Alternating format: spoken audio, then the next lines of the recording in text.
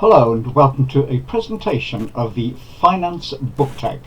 The original tag was created by David Murphy, who tagged me, and I'll provide the link to his video in the show notes below. Prompt number 1.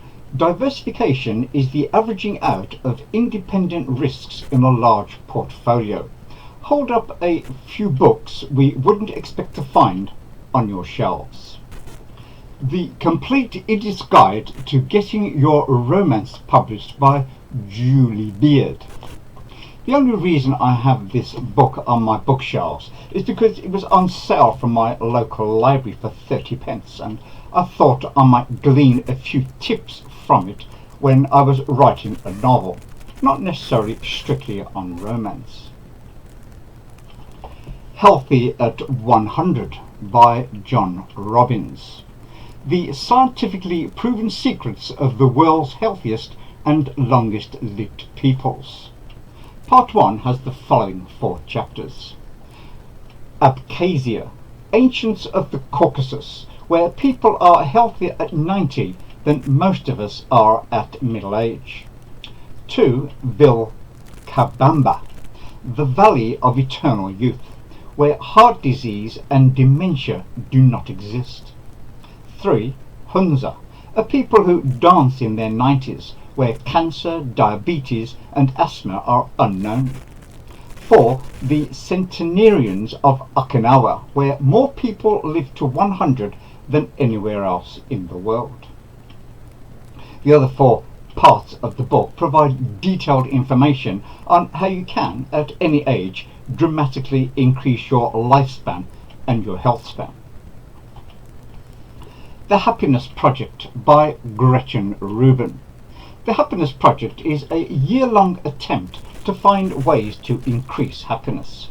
So January is about vitality and how to increase energy.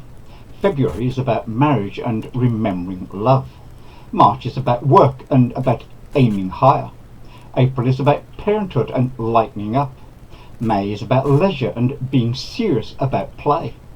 June is about friendship and making time for friends. July is about money and how you can buy happiness. August is about eternity and contemplating the heavens. September is about books and pursuing a passion. October is about mindfulness and paying attention. November is about attitude and keeping a contented heart. December is about happiness and boot camp perfection. Prompt number 2. Past results are not indicative of future outcomes.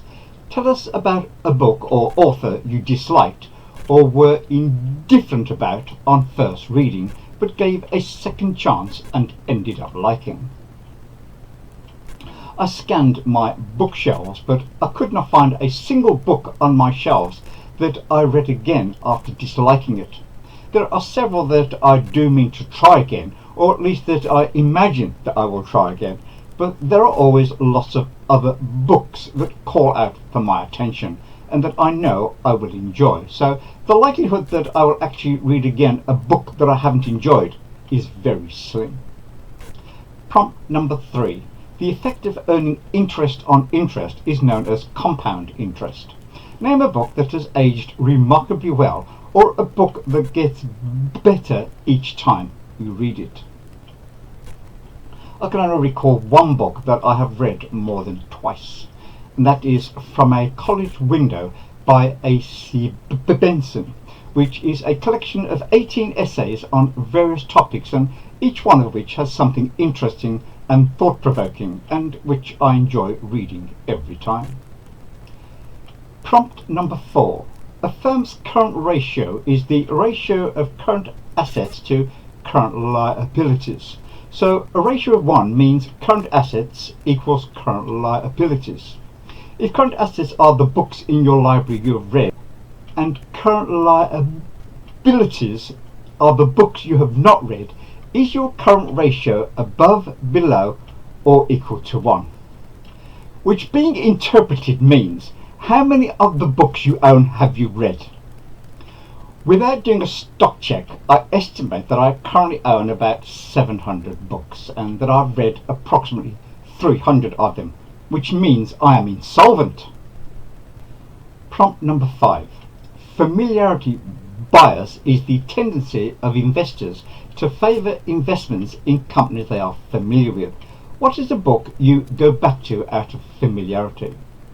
There is no one particular book that I go back to, but I have favourite authors whose works I favour.